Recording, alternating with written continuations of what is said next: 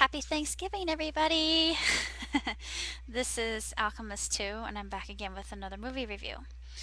Now, day before my birthday, I got to see Jack and Jill, and at first I was kind of leery about the film itself because I just thought that the trailers looked completely lame. But after seeing the film, I my perspective was completely changed because I just felt that it was a splendid film and that it was absolutely hysterical as well as heartwarming. And it just had such a wonderful, enlightening, uplifting message. And everybody can enjoy this film, especially if you're an Adam Sandler fan. And I really do think that Adam played himself and his sister quite well. And the beginning starts off with actual twins, and I've always been fascinated by twins and their own little language and the way they understand the world. It's like they have superpowers, and actually, the whole twin superpower element was explored and used as kind of a running gag throughout the film. And there were a lot of cameo appearances. Like you got Drew Carey and Rich. I think you get to see Rich Fields in the background. Yeah, Rich Fields played just a small, very small cameo. Uh, Al Pacino's role is quite large, and he was just funny, very comedic. And usually I'm a big Al Pacino fan, and I don't know. There are a lot of people that said that just disappointed them severely seeing Al in a role like this. But I think that since he doesn't take himself seriously, that makes me respect him even more as an actor. And I just think that that was completely righteous. And I absolutely adored this movie and everything about it, and I even cried during the ending because it was kind of a flip flop ending and you didn't see it coming. It was just so sweet and romantic, and I sat there and I said, "Aw," I mean, I really did. And I know I love the schmaltz, so sue me, but it was just so lovely and romantic, and I thought, oh, I would love to have that happen to me. I know it's a little bit excessive, but still, my gosh, it was just so resplendent, and everything about it was just absolutely terrific. And David Spade actually has a cameo in this movie as a woman, and it's very funny. And I said, Dad, do you know who that is? And he said, No, who is? I said, That's David Spade. He said, Really? I said, Yeah, look, it's a woman. He's a very attractive woman with, cute ass. It's just, he did. He had a cute backside, but um, anyway, it was just it was a very good movie, and I give it 5 stars. And I know a lot of people wouldn't because they consider it kind of Adam Sandler's worst film and a parody of Adam Sandler movies. Blah blah blah blah blah blah blah blah blah. I'm not listening, but I don't.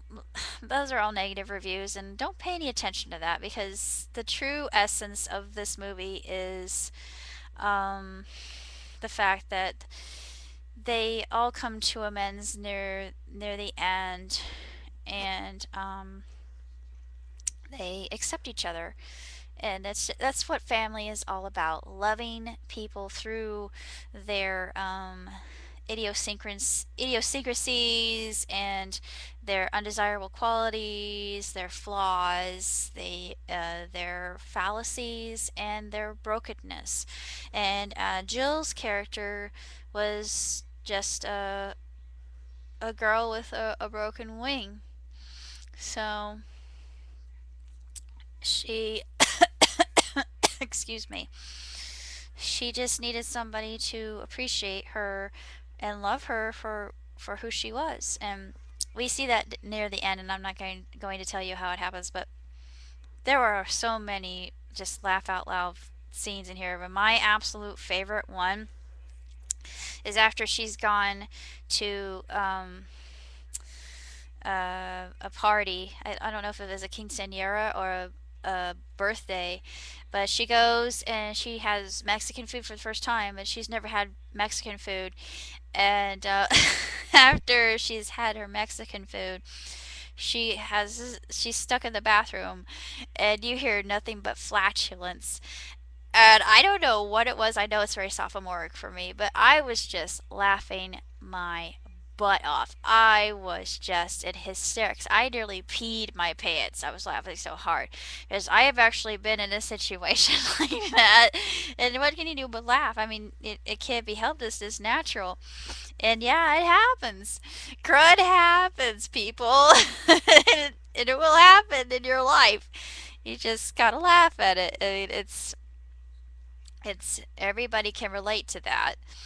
That I mean, all the characters are very likable and enjoyable, relatable, and I love that Man of La Mancha bit with Al Pacino as Don Quixote, and it's just so funny. He actually really takes on the role of Don Quixote. He actually takes a bit too far, and I had to laugh at that too because that just cracked me up. A lot of people were, I don't think a lot of people understood the joke, but I got it since I know about the musical and I know the story of Don Quixote.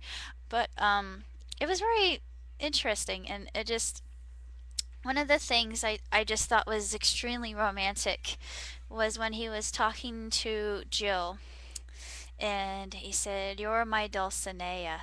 And I thought, oh, and it just melted my heart. I thought, oh, I would love for a guy to tell me that. That is just, that is sublime.